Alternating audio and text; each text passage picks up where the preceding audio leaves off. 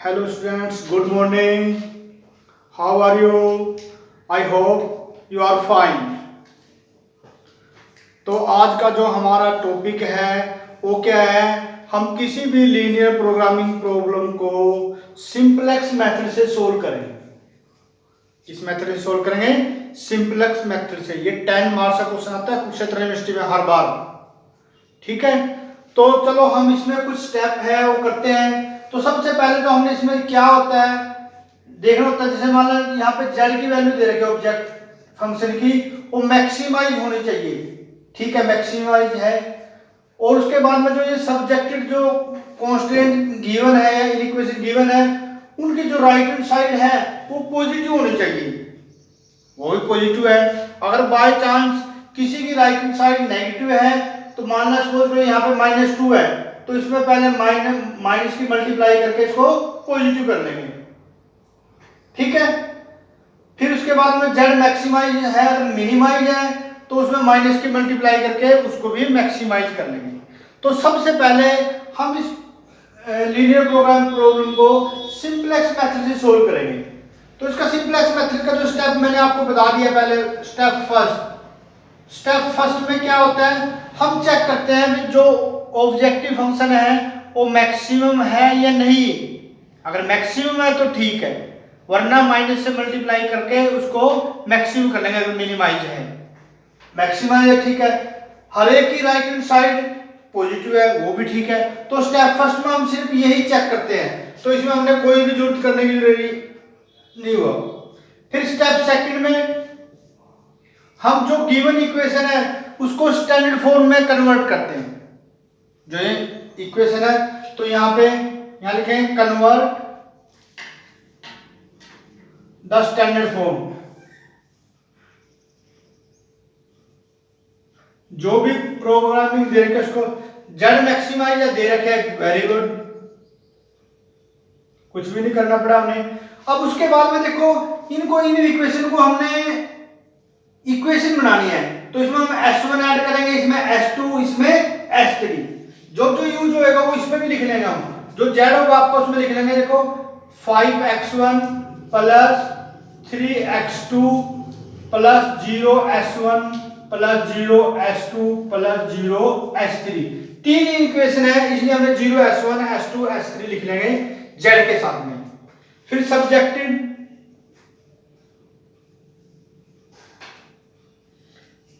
x1 plus x2 plus s1 plus 0s2 plus 0s3 equal to 2।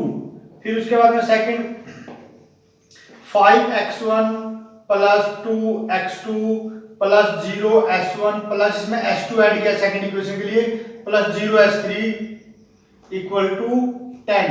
Third equation के लिए 3x1 plus 8x2 plus 0s1 plus 0s2 plus s3 equal to 12। यहाँ पे हमारे पास x1, x2, s1, s2, s3 greater than equal to 0।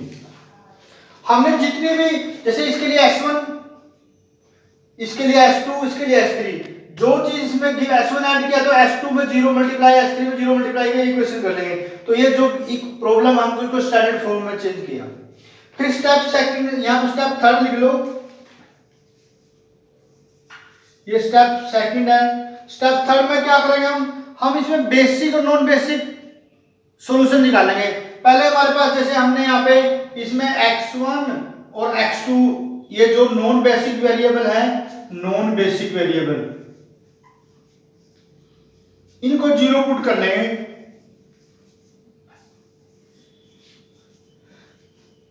तो उससे हमारे पास जैसे मान लो x1 x2 0 पुट किया तो s1 किसके इक्वल आ गया, तो यहाँ पे s1 equal to 2, s2 equal to 10, s3 equal to 12। ये आपके पास बेसिक वेरिएबल आ गए।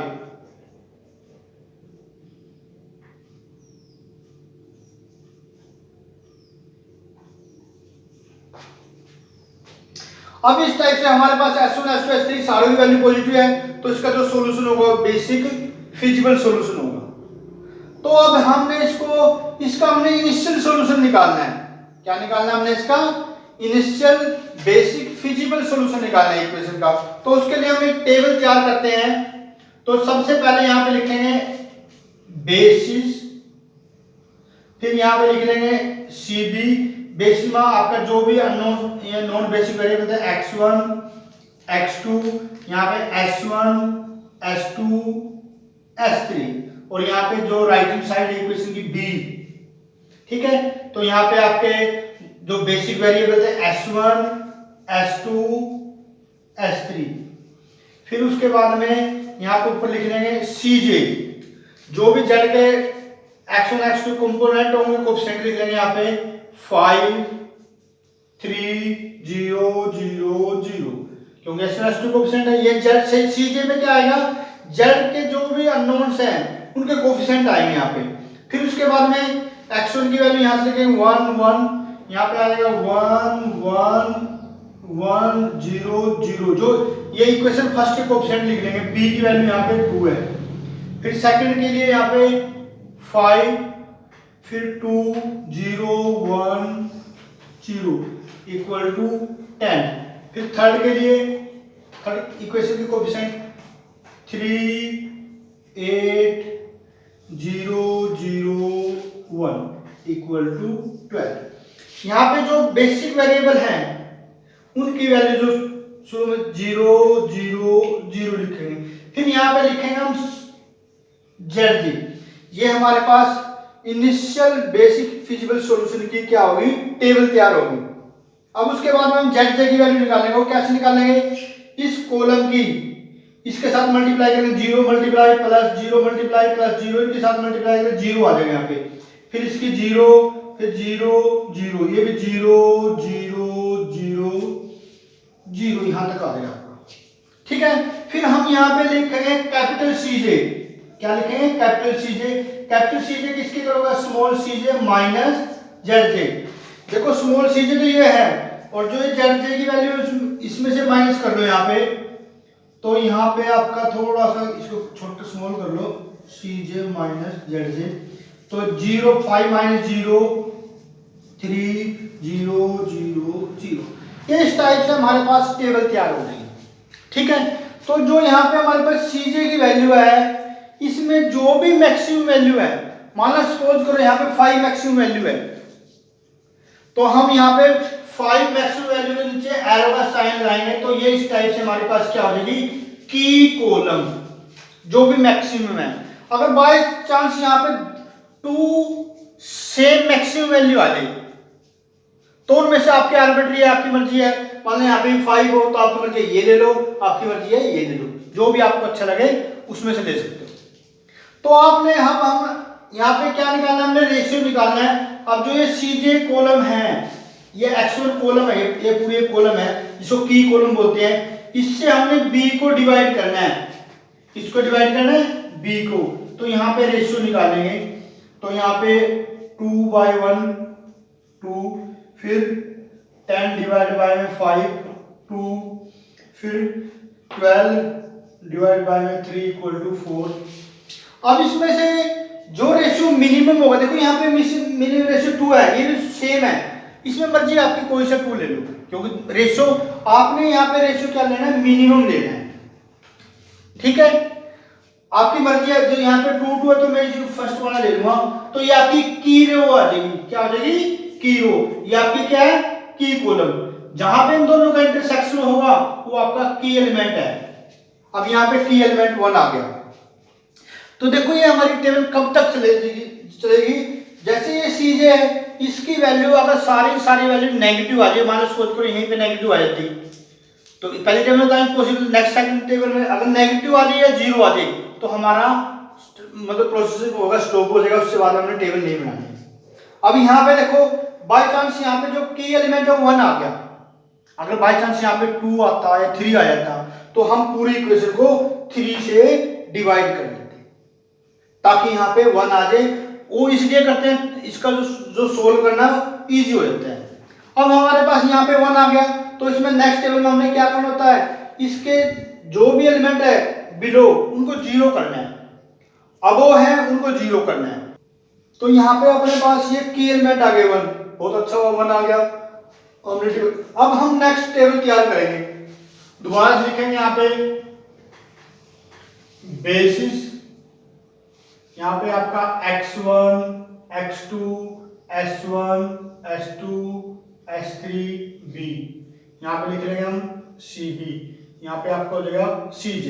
अब यहाँ पे ध्यान देने वाली बात है, जैसे ये आपका यहाँ पे एक की एलिमेंट आया था, इसके ऊपर जो x1 है उस x1 को हमने इस s1 की जगह रिप्लेस कर देना है। किसकी जगह रिप्लेस करना है? s1। तो यहाँ पे आपका क्या आ गया? x1, s2, s3। तो यहाँ पे ये पहले वाले लिख लो 1 1 1 0 0 2 और उसके ऊपर लिख लो यहाँ पे जो भी आपकी वैल्यू 5 3 0 0 0। अब जैसे हमने ये x1 है, x1 के इसको हमने यहाँ पे x1 की जगह रिप्लेस किया, x1 के ऊपर की जो वैल्यू 5 वो यहाँ पे लिख रहे हैं 5 0 0। ठीक है। अब उसके बाद में जो हमने ये 1 है उसके नीचे इन एलिमेंटों को क्या करना है? 0। ये आपका R1 है फर्स्ट रो, यहाँ पे सेकंड रो, यहाँ पे थर्ड रो। और ये ध्यान देने वाली बात है, आपने माना इसको 0 करना है तो इसमें से इसको सब्ट्रैक्ट करेंगे, यानी कि R2 है ना, R2 में से हमने क्या सब्ट्रैक्ट कर दिया? R1। इसको 0 करना है तो इसमें से हमने इसको 0 करना है। अब मैं इसका प्रोसेस लिखता हूं, जैसे माना R2 है, यहाँ पे R2 माइनस 5 R1 लिख देंगे, यानी कि इसमें 5 मल्टीप्लाई करके इसमें से माइनस कर देंगे। ऐसे फिर आपका R3 माइनस 3 R1। ठीक है। अब यहाँ पे 5 वाला देखो, ये हो गया आपका 0 आ जाएगा। फिर यहाँ पे 2, इसमें 5 की मल्टीप्लाई 5 2 माइनस 5, यहाँ पे माइनस 3। फिर यहाँ पे 5 माइनस यानी कि 0 माइनस 5 जो मैंने ऊपर लिखा है उसके अकॉर्डिंग कर रहा हूं 1 0। यहाँ पे 10 है और इसमें 5 की मल्टीप्लाई करें 10 माइनस 10 0। फिर R3 ये लिखा है R3 माइनस 3 R1, ये 0। फिर 8 माइनस 3 5 0 माइनस 3 0 0 1 1। फिर उसके बाद में 12 और मल्टीप्लाई में 3 6 12 माइनस 6 6। ठीक है। अब यहाँ पे हम दोबारा बनाएंगे जेड जे, कैसे? इसकी मल्टीप्लाई प्लस इसकी मल्टीप्लाई, इसकी मल्टीप्लाई, यहाँ पे 5 आ गया, यहाँ पे 5 आ गया, यहाँ पे क्या आ गया आपका 5, ये 0, यहाँ पे 0। ठीक है ना। 5 2 जा 10, यहाँ पे 10 आ गया। फिर हमने निकालना है कैपिटल CJ माइनस ZJ। तो ये 5 माइनस 0, ये माइनस ये माइनस 2 माइनस 5 0 0 या। अब यहाँ पे देखो CJ की वैल्यू है नेगेटिव आ गई तो हमारा प्रोसेस यहाँ पे स्टॉप हो गया। ठीक है। तो इस टाइप से हमारा आंसर आ जाएगा। x1 की वैल्यू कितनी आ गई आपकी 2 और x2 इसमें है नहीं, x2 की वैल्यू 0 और z की वैल्यू मैक्सिमम क्या आ गई 10। तो हमने ये जो लीनियर प्रोग्रामिंग प्रॉब्लम थी इसको हमने सिंपलेक्स मेथड से सोल्व किया है। ठीक है। तो आशा करता हूं आपको समझ में आया होगा है। तो सबसे पहले तो हमने क्या करना था, मैं आपको एक बार प्रॉब्लम को समझाता हूं। पहले तो हमने z को देखना है मैक्सिमम, जो स्टेप फर्स्ट था, मैंने जो स्टेप फर्स्ट था इसमें जो बताया था आपको z मैक्सिमम होना चाहिए। ठीक है, मैक्सिमम है।